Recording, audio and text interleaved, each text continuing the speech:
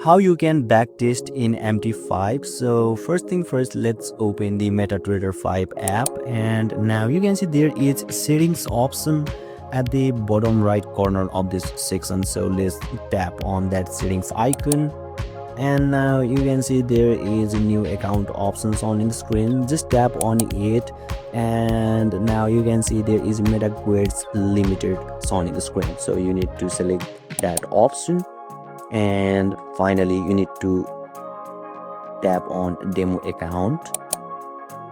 Now you need to enter your credentials in here. So once you complete your credentials, just simply enable the accept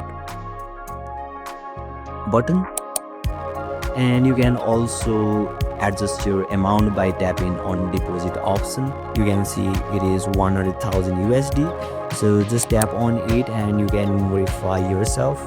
You can modify everything from here. You can also modify your account type and leverage as well. So finally, once everything done, simply tap on register and simply tap on start, and you can also see there is your password and investor and login ID as well. So once you tap on start, you will be able to create your backtesting account from there successfully.